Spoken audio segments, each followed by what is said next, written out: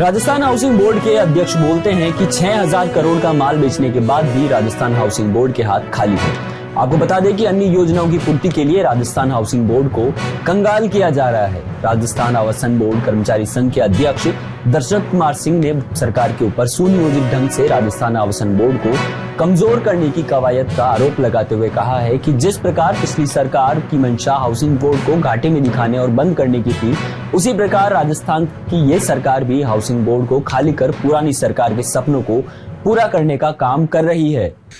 आज housing board में जो मुख्य मांग है वो है कि आगे हाउसिंग बोर्ड कैसे चलेगा। विगत 3 साल में हम लोग परिसंपत्तियाँ बेच रहे हैं, वो परिसंपत्तियों जो है उसके जो पैसे हैं हम छूट में बेच रहे हैं, 50% छूट में, 25% छूट में, वो पैसा भी आ रहा। लेकिन वो पैसा सरकार चाहे हमारे IP टावर के नाम से मांग रही है या और किसी आयोजन में मांग रही है, हमारे से लगातार पैसे हाउसिंग बोर्ड से मांग रही है। अब जो है कुछ पैसा हमारा एडवर्टाइजमेंट में भी खर्च हो रहा है, तो 50% हमारा 25% एडवर्टाइजमेंट में जा रहा है, 25% सरकार को तो हाउसिंग बोर्ड को तो कुछ भी नहीं मिल रहा। 3 साल से हमने कोई नई ज़मीन ली नहीं है। आगे भविष्य हाउसिंग बोर्ड का क्या होगा उस पर हम लोग चिंतित हैं। तो अभी पीड़ा क्या है? पीड़ा यह है कि जैसे RTTC की और रोडवेज की हालत हाउसिंग बोर्ड की नहीं आई, ये मुख्य पीड़ा है। सरकार बात नहीं मान रही। सरकार से तो हम कर रहे हैं बात, सरकार से अभी प्रशासन से बातचीत हमारी चल रही है, लेकिन वो सकारात्मक नहीं। हमने ये कहा कि भाई जो भी संपत्तियां हैं उसको तुरंत प्रभाव से रोकी जाए, ऑक्शन नहीं लगाई जाए, और जो सरकार ने लिखित में वादा किया कि साहब ये 70 करोड़ की हमें हाउसिंग बोर्ड को ज़मीन देंगे, वो ज़मीन ली जाए।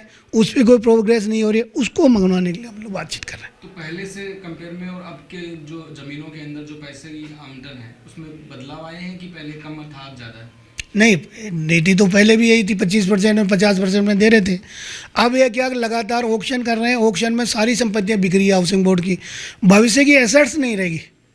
हमारा आगे भविष्य के लिए है कि आगे भविष्य में ऐसे अगर संपत्तियां नहीं हुई तो हाउसिंग बोर्ड कैसे चलेगा, उस पे हम लोगों का चिंतित इस बात से। दशरथ कुमार ने बताया कि राजस्थान हाउसिंग बोर्ड कभी भी किसी प्रकार की मुश्किल में नहीं था, लेकिन पिछली सरकार के एक एजेंडा के तहत हाउसिंग बोर्ड को बदनाम कर उसे बंद करने के प्रयास किए गए। परंतु हाउसिंग बोर्ड के पास पिछली सरकार में 30,000 करोड़ रुपए की संपत्ति मौजूद थी, जिसके चलते इसको बंद करना मुमकिन नहीं था। वर्तमान सरकार के जन घोषणा पत्र में यह था कि राजस्थान हाउसिंग बोर्ड को सुदृढ़ किया जाएगा, जिसकी दिशा में सरकार ने काम भी किया। परंतु आज हाउसिंग बोर्ड को खोखला करने का काम किया जा रहा है।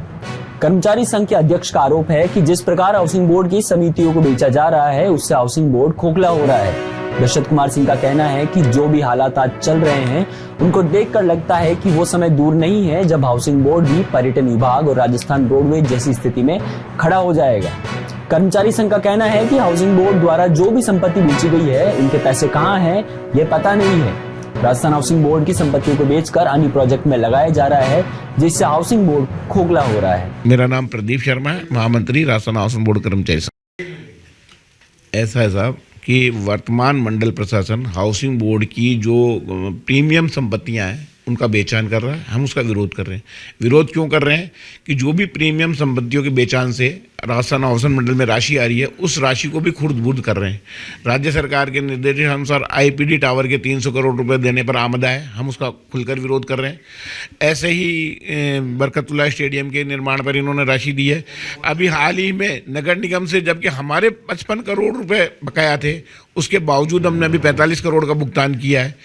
ऐसी और नगर निगम को या स्थानीय निकाय को जो भी कॉलोनियाँ हमने हस्तांतरित कर दी, हम उनको डेवलप करके और एक निश्चित राशि उनको भुगतान करते हैं। उसके बाद उनका पूरा विकास स्थानीय निकाय को करना होता है। लेकिन आज हमारा मंडल प्रशासन नियम विरुद्ध जनप्रतिनिधियों के कहने से करोड़ों रुपए उन पर विकास कार्यों पर खर्च कर रहा है। तो हमें यही चिंता है कि जो भी हम भूमि का बेचान से राशि आ रही है, उसके लिए भूमि क्रय नहीं करके और उस राशि को खुर्द-बुर्द कर रहे हैं, ताकि और आने वाले टाइम में मंडल का भविष्य जो है मतलब घाटे की ओर अग्रसर हो रहा है। आवासन बोर्ड के कर्मचारी संघ महामंत्री प्रदीप शर्मा ने कहा है कि मंडल प्रशासन हाउसिंग बोर्ड की प्रीमियम संपत्ति को बेचा जा रहा है और कायदे से जो राशि आती है उसके बदले जमीन खरीदी जानी चाहिए, लेकिन यह हो नहीं पा रहा है।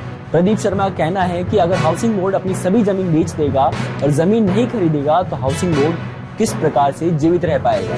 शर्मा ने बताया कि राज्य सरकार को पैसे देने का कोई प्रावधान नहीं है और अगर राशि दी भी जाती है तो उसके बदले में राज्य सरकार हाउसिंग बोर्ड को जमीन दे, जिससे हाउसिंग बोर्ड की जीविका भी चलती रहे।